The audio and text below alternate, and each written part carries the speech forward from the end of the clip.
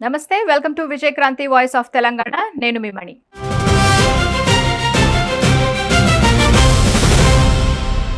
రాష్ట్రంలో రేవంత్ రెడ్డి పాలనకు దాదాపు 3 ఏళ్లు పూర్తి కావస్తోంది. మరో 3 నెలలు గడిస్తే ఎన్నికలకు మిగిలిన సమయం కేవలం 2 ఏళ్లు మాత్రమే. అందులో చివరి సంవత్సరం అంతా ఎన్నికల సన్నద్ధత, ప్రచార వ్యూహాల్లోనే పార్టీలన్నీ బిజీ అయిపోతాయి. అంటే ఇక పూర్తి స్థాయిలో పాలనాపరమైన ఫలితాలను ప్రజలకు అందించడానికి మిగిలిన టైం 1 ఏడాది మాత్రమే. ఈ పరిస్థితుల్లో కాంగ్రెస్ ముందున్న సవాళ్లు, తీసుకోవాల్సిన సాహసోపేతమైన నిర్ణయాలపై విజయక్రాంతి చైర్మన్ సిఎల్ రాజం ఒక విమర్శనాత్మక కథనాన్ని అందించారు. ఆ వివరాలను ఇప్పుడోసారి చూద్దాం.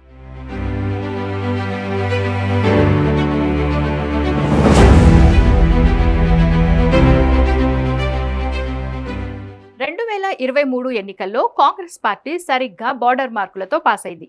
64 మంది ఎమ్మెల్యేల బలంతో రేవంత్ రెడ్డి సీఎం అయ్యారు. బీఆర్ఎస్ 39, బీజేపీ 8 స్థానాల్లో గెలిచి అసెంబ్లీలో అడుగుపెట్టాయి.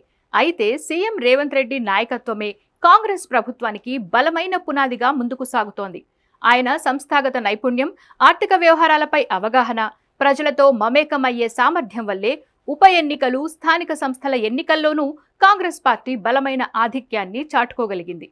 అయితే మళ్లీ అసెంబ్లీ ఎన్నికలకు వెళ్లే ముందు కాంగ్రెస్ పార్టీకి ఏం సవాళ్లు, సమస్యలు లేవా అంటే ఎందుకు లేవు? అన్లిమిటెడ్ గానే ఉన్నాయని చెప్పొచ్చు.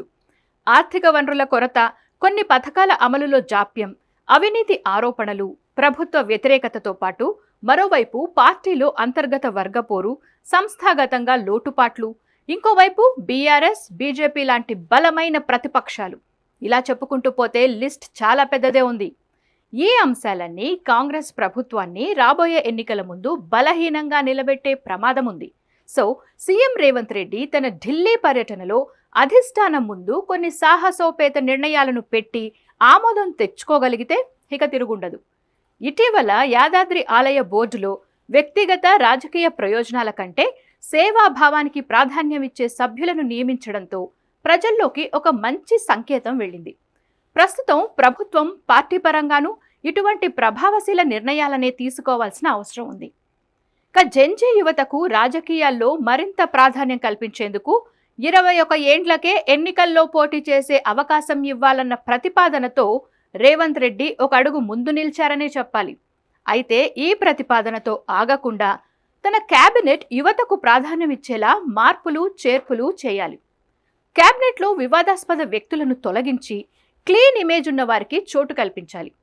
కేవలం మంత్రుల మార్పు అనే రొటీన్ ప్రాసెస్గా కాకుండా మిగిలిన కొద్ది కాలంలో తమ పనితీరుతో ప్రభుత్వ ప్రతిష్టను పెంచే సమర్థత కలిగిన వారిని ఎంపిక చేసుకోవాలి.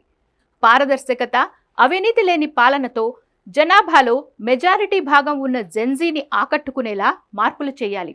అవసరమైతే ఎమ్మెల్సీ పదవులు ఇచ్చి రాజకీయాలతో సంబంధం లేని వ్యక్తులను సైతం కేబినెట్లో చేర్చుకునేలా అధిష్టానాన్ని ఒప్పించడం రేవంత్ రెడ్డి ముందున్న అతి పెద్ద టాస్క్. ముఖ్యంగా ఆర్థిక శాఖ, ఐటీ పరిశ్రమల శాఖల విషయంలో ఆర్బీఐ లేదా బ్యాంకింగ్ రంగంలో అనుభవం ఉన్న నిపుణులను, ప్రముఖ కార్పొరేట్ సంస్థల నుంచి స్వచ్ఛమైన రికార్డు కలిగిన వృత్తి నిపుణులను తీసుకురావడం ద్వారా పరిచయాల కంటే ప్రతిభకే ప్రాధాన్యం అనే సందేశాన్ని ప్రభుత్వం ఇచ్చినట్టు అవుతుంది. మేధావి, నిజాయితీపరుడిగా కోదండరాం వంటి నేతలకు అవకాశం కల్పించవచ్చు. మరోవైపు పార్టీలో సీనియర్ అయిన కోమటిరెడ్డి రాజగోపాల్ రెడ్డి ఎన్నో ఏండ్లుగా మంత్రి పదవి కోసం ఎదురుచూస్తున్నారు. అలాంటి వారికి ఎన్నికల ముందు సంతృప్తి పరిస్తే రేపు ఓట్ల సమయంలో పార్టీకి అన్ని రకాలుగా అండదండలుగా నిలిచే అవకాశం ఉంటుంది. ఇక యంగ్ బ్లడ్కు కూడా చోటు కల్పించే చర్యల్లో భాగంగా యశస్విని రెడ్డి వంటి నేతలకు కేబినెట్లో చోటు కల్పించవచ్చు. ఎన్ఎస్యుఐ, మహిళా కాంగ్రెస్ నుంచి యువ ప్రతిభకు అవకాశం కల్పిస్తే మంత్రివర్గానికి కొత్త శక్తి లభిస్తుంది.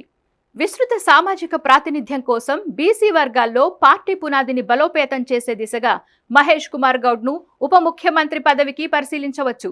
హైదరాబాద్ కేంద్రంగా కీలక బాధ్యతల్లో వంశీచంద్ రెడ్డికి అవకాశం కల్పించడం ద్వారా రాజకీయ ప్రాంతీయ సమతుల్యత సాధించవచ్చు. ప్రభుత్వ పరంగా కేబినెట్లో మార్పులు చేయడంతో పాటు పెండింగ్లో ఉన్న ప్రాజెక్టులపై ఎప్పటికప్పుడు రివ్యూలు చేస్తూ పనులు వేగంగా పూర్తి చేయడంపై దృష్టి సారించాలి. అలాగే ఆర్థిక వనరుల లోటు వల్ల జాప్యం అవుతున్న కొన్ని పథకాల అమలును వెంటనే ప్రారంభించాలి.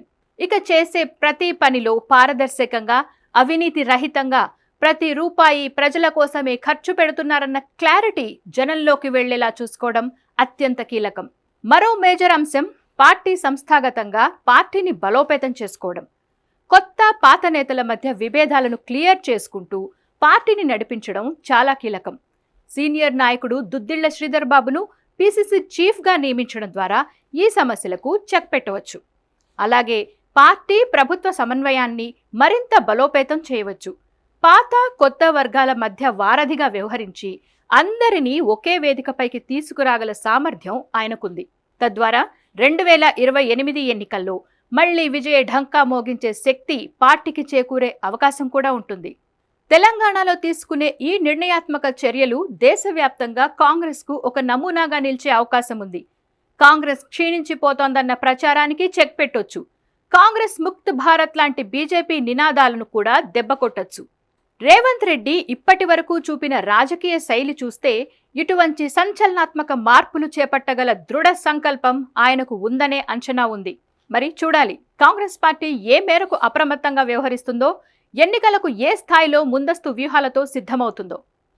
వ్యూవర్స్, మీ అభిప్రాయాలను కామెంట్స్ రూపంలో చెప్పండి. వీడియో నచ్చితే లైక్, షేర్, సబ్స్క్రైబ్ చేసుకోండి.